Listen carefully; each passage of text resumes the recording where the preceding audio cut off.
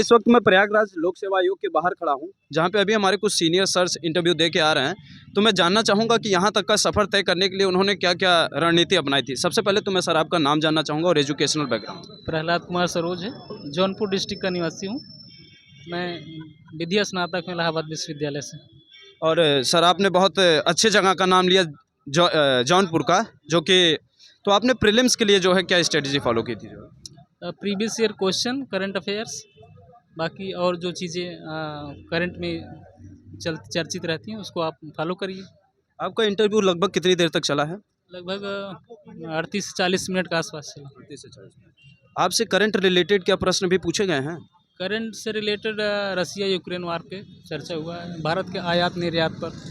जैसे प्रभु राम का मंदिर बन के तैयार हो चुका है, तो यह भी करंट का मुद्दा बन चुका है। पहले दिन खूब प्रश्न इससे छाए हुए थे, तो क्या इससे रिलेटेड भी प्रश्न आपसे पूछे गए? नहीं, हमसे इस पर कोई चर्चा नहीं हुई। मालदीव या लक्षद्वीप को लेके कोई प्रश्न आपसे? कोई प्रश्न नहीं सर था और संस्कृत था, बाकी करंट के इश्यूज थे। ज़्यादातर एलएलबी पर ही चला, पॉलिटिकल साइंस पर। अच्छा, मेंस के लिए आपने कौन सी बुक लिस्ट फॉलो की थी, और जो बुक लिस्ट आपने फॉलो की थी उसका नोट्स कैसे बनाए थे? तो अपना संक्षिप्त नोट्स बनाया जाता है, बाकी कोचिंग हम दृष्टि में कोचिंग किए थे। अच्छा, पढ़ने का एक होता है टाइमिंग कि हम 8 घंटे पढ़ें, 9 घंटे पढ़ें या 10 घंटे पढ़ें। आपने उसको कैसे मैनेज किया कि हम कितनी देर तक पढ़ें तो हमारे यहाँ तक हो जाए? हमने कभी काउंट ही नहीं किया।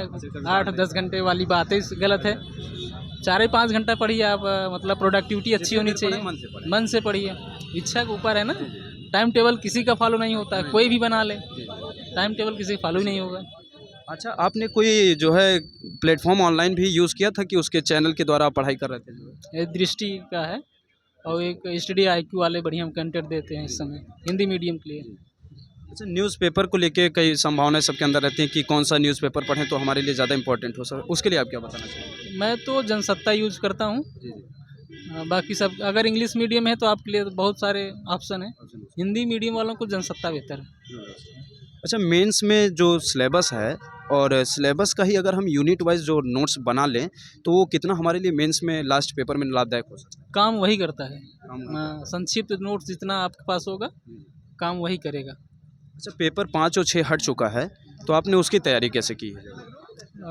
हम तो घटना चक्र आई थी और उसके बाद एक यूथ वाले दिए थे, बाकी कोचिंग से भी मैटर प्रोवाइड किया गया था। अच्छा सर, ये बताइए कि जो है आपने जब तैयारी करना शुरू किया था, तो आपने मतलब जब आप LLB करना शुरू किए तब शुरू किए या उससे पहले से आप तैयारी कर रहे हैं? तैयारी हम 2016 से किए, जब ग्रेजुएशन किए हैं उसके बाद से किए हैं। तो लगभग ये मेरा तीसरा इंटरव्यू है, तो हम जितनी बार मेंस लिखे इंटरव्यू दिए हैं। अच्छा, ये आपका कौन सा अटेम्प्ट था जो है? ये वो तो तीसरा इंटरव्यू दिए हैं। तीसरा इंटरव्यू। अच्छा, एसए के लिए बहुत से सबके अंदर प्रश्न रहता है कि एसए की तैयारी हम कैसे कर लें, उसके लिए आप क्या बताना चाहेंगे? ऐसे विचारधारा है यार, उसमें कंटेंट कोई बातें नहीं है। आप जो मन में आए धारा प्रवाह लिख दीजिए। इससे निबंध का मतलब ही है कि जो बंधन रहित हो। बाकी आप बाकी फॉर्मेट तो होना चाहिए, बस सीक्वेंस होना चाहिए, एक सिस्टमेटिक ढंग से आना चाहिए वो सब चीज़ें। 2024 का प्रीलिम्स आ चुका है यूपी PCS का। जो बच्चे अभी परीक्षा देने वाले हैं उनके अंदर भी कई प्रश्न अभी भी संभावनाएं लगी होंगी कि क्या हो सकता है, क्या पढ़ना क्या नहीं पढ़ना।